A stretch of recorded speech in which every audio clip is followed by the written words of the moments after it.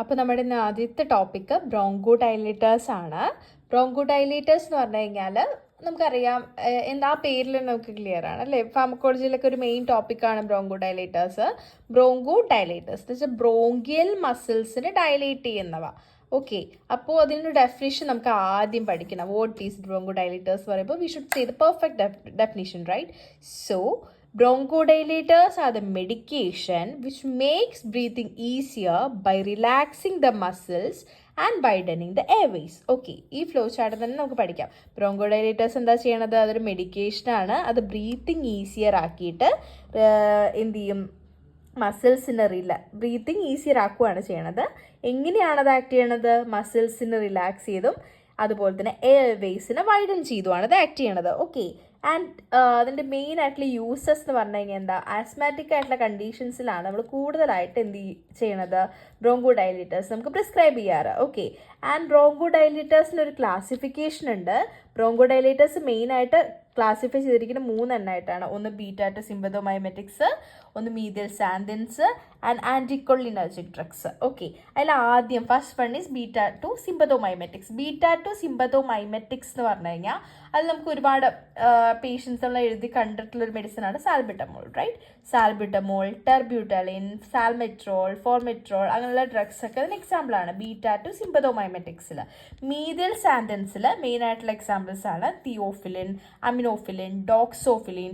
നമുക്ക് പഠിക്കാൻ ഈസിയർ ആയിട്ടുള്ള കുറച്ച് ടേംസ് എടുത്തിട്ട് കൂടുതൽ കോൺസെൻട്രേറ്റ് ചെയ്ത് പഠിച്ചാൽ മതി. പിന്നെ ആൻറ്റിക്കൊളിനർജിക് ഡ്രഗ്സ്. ആൻറ്റിക്കൊളിനർജിക് ഡ്രഗ്സിൽ 2 എണ്ണമാണ് മെയിനായിട്ട് വരുന്നത്. ഒന്ന് ഇപ്പാട്രോപ്പിയം ബ്രോമൈഡും ഒന്ന് ടൈട്രോപ്പിയം ബ്രോമൈഡും. ഇതാണ് ഒരു ബ്രോങ്കോ ഡൈലേറ്റേഴ്സിൻ്റെ മെയിനായിട്ട്. എന്താണ് ബ്രോങ്കോ ഡൈലേറ്റേഴ്സ്? അത് മെയിനായിട്ട് യൂസ് ചെയ്യണ ഒരു ഡിസീസിൻ്റെ പേരെന്താണ്? അതുപോലെ തന്നെ ബ്രോങ്കോ ഡൈലേറ്റേഴ്സ് ക്ലാസിഫിക്കേഷൻ ഏതൊക്കെ ഡ്രഗ്സാണ് വരുന്നത്?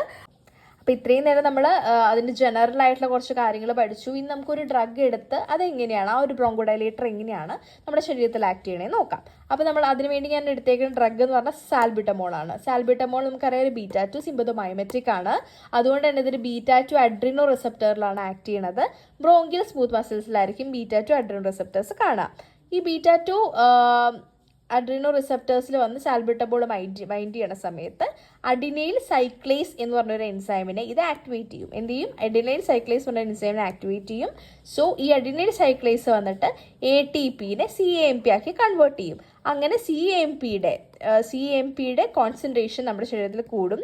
അങ്ങനെ കൂടുമ്പോൾ സെല്ലിൽ കൂടും. ആ സെല്ലിൽ കൂടുന്ന സമയത്ത് അത് പ്രോട്ടീൻ കൈനേസ് A എന്ന് പറഞ്ഞൊരു എൻസൈമിൻ്റെ ആക്ടിവേഷൻ ഇടയാക്കും. ഈ പ്രോട്ടീൻ കൈനേസ് A നമ്മുടെ ശരീരത്തിലുള്ള മയോസിൻ എന്ന് പറഞ്ഞൊരു പ്രോട്ടീനാണ്. അത് മസിൽ കോൺട്രാക്ഷനൊക്കെ ഇൻവോൾവ് ആയിട്ടുള്ളൊരു പ്രോട്ടീനാണ്. അതിൻ്റെ ഫോസ്ഫോറിലേഷൻ പ്രോസസ്സിനെ ഇൻഹിബിറ്റ് ചെയ്യുകയും ചെയ്യും. അങ്ങനെ ചെയ്യണ സമയത്ത് നമ്മുടെ സെല്ലിൻ്റെ ഉള്ളിലെ കാൽഷ്യത്തിൻ്റെ അളവ് ഭയങ്കരമായിട്ട് കുറയും. അപ്പോൾ അത് ബ്രോങ്കോ ഡയലേഷന്, നമുക്കറിയാം കാൽഷ്യം കോൺട്രാക്ഷൻ നമ്മുടെ ശരീരത്തിലെ ഓരോ മൂവ്മെൻറ്റ്സ്, അതുപോലെ കോൺട്രാക്ഷൻ, മസിൽ കോൺട്രാക്ഷനൊക്കെ അത്യാവശ്യമായിട്ടുള്ളൊരു എലമെൻ്റാണ് കാൽഷ്യം. അതിൻ്റെ അളവ് കുറയുമ്പോൾ നമുക്ക് ബ്രോങ്കോ ഡയലേഷൻ ഉണ്ടാവും. ഇങ്ങനെയാണ് നമ്മുടെ സാൽബിറ്റമോൾ ആക്ട് ചെയ്യണത്.